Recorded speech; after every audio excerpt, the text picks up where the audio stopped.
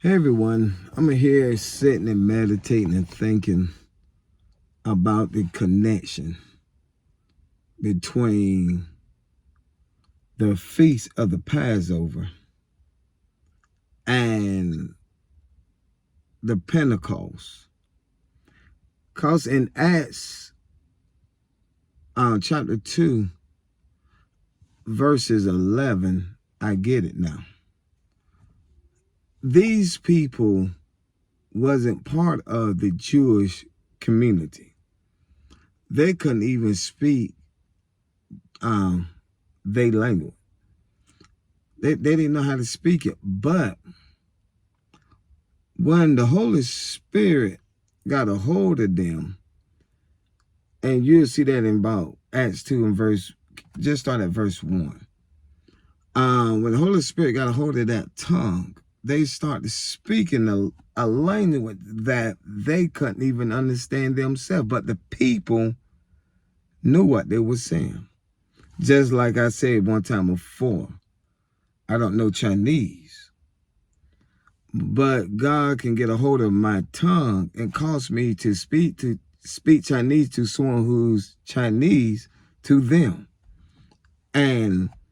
But the thing I like about verse 11, I caught the connection. Catch this. These strangers, these Galileans, caused the Jewish people to remember the good things of God. The connection, the Jewish people understand remembrance because that's all basically a Passover festival was about, just remembering. The root of the Passover was Moses. You remember when he brought Israel out?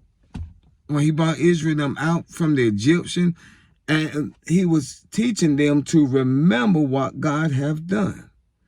Fast forward years, and that was part of the custom.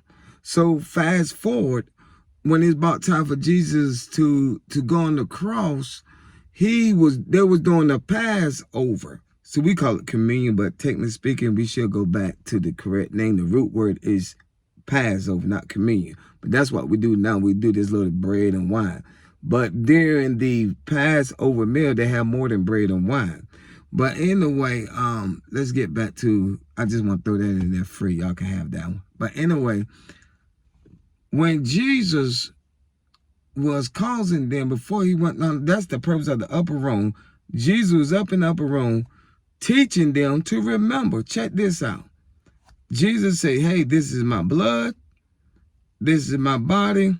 He told them, hey, break, eat, this is my body, drink, this is my blood. What it symbolized.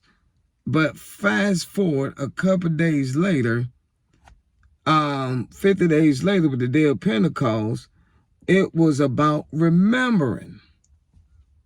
Now I can understand Acts chapter 2 around verse 11. Who are these strangers talking to some Galileans?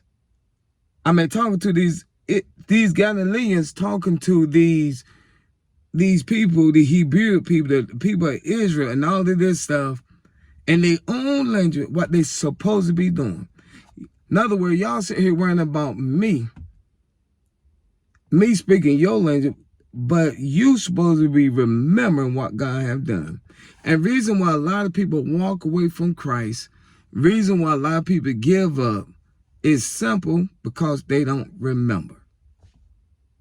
Some of y'all about to give up on y'all marriage, but y'all forgot what God had done in your marriage before. Some of you about to give up on life. I don't know who that's for. Don't get no gun and shoot yourself and nothing. But remember what God had done for you before. When we can get to the part to remember it's powerful.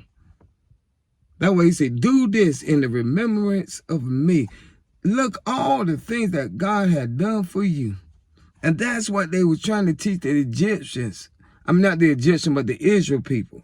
Even to us, don't forget what God has done. That's the purpose of the Passover. 50 days later, Pentecost, and these people remind them again, do not forget. Read it. Acts chapter 2, around verse 11. Read the whole chapter. It's very good. And I'm here to encourage you all. Don't forget. Don't forget. I know you might feel a little down and out. You might feel like nobody ain't for you. You might feel like God not even for you. But go back and remember. There's power in remembering. Don't forget what the Lord has done for you. Peace. God bless.